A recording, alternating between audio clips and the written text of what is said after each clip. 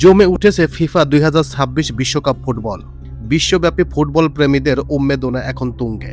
এর মধ্যে শেষ ৮-এ চলে গেছে সুইজারল্যান্ড। তারা মুখোমুখি হবে মেসির আর্জেন্টিনার বিপক্ষে।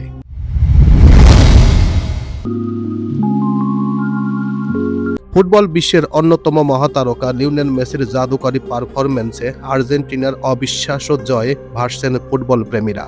আল বিসেলেস্তেদের এই ঐতিহাসিক জয়ে উচ্ছ্বাসে মেতে উঠেছেন বিনোদন জগতের তারকারা। সামাজিক মাধ্যমে নিজেদের উচ্ছ্বাস আর ভালো লাগার কথা প্রকাশ করেছেন তারা। জনপ্রিয় অভিনেতা চঞ্চল চৌধুরী, অভিনেত্রী পূর্ণিমা, কণ্ঠশিল্পী মিলা, তৌসিফ, কেয়া ফাইলের মতো তারকারা। উত্তেজনাপূর্ণ এই ম্যাচ দেখে রোমাঞ্চিত অভিনেতা চঞ্চল চৌধুরী বলেছেন, খুব ভয় পাইছি রে, তবে মিশর দুর্দান্ত খেলেছেন। অন্যদিকে সামাজিক মাধ্যমে একটি পোস্টে পূর্ণিমা লিখেছেন, আর্জেন্টিনার জন্য কি দুর্দান্ত একটি রাত। যখন সারা বিশ্ব ভেবেছিল সব শেষ, মেসি এবং তার যোদ্ধারা দেখিয়ে দিলেন সত্যিকারের চ্যাম্পিয়নদের হৃদস্পন্দন কেমন হয়। সাহস, আবেগ আর বিশ্বাস এক নান্দনিক উপায়ে পুরো খেলার মোড় ঘুরিয়ে দিল। আলহামদুলিল্লাহ।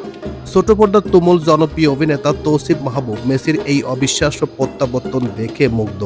নিজের অনুভূতি প্রকাশ করে সামাজিক মাধ্যম ফেসবুকে পোস্টে অভিনেতা লিখেছেন, পৃথিবীর সেরাদের কাছ থেকে সেরা কামব্যাক।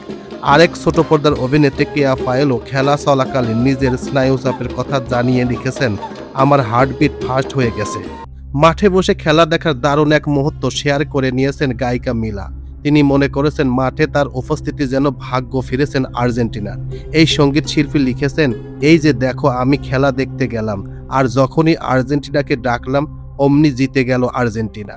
লিওনেল মেসির প্রতি আস্থা প্রকাশ করে সঙ্গীত শিল্পী তাশরিফ খান লিখেছেন, জাদুকর যখন আসে মাঠে ভয়ের কি আছে, তবে এগিয়ে যাও আর্জেন্টিনা। তবে ব্যতিক্রমে এক মন্তব্য করেছেন জনপ্রিয় সঙ্গীত শিল্পী বেলাল খান।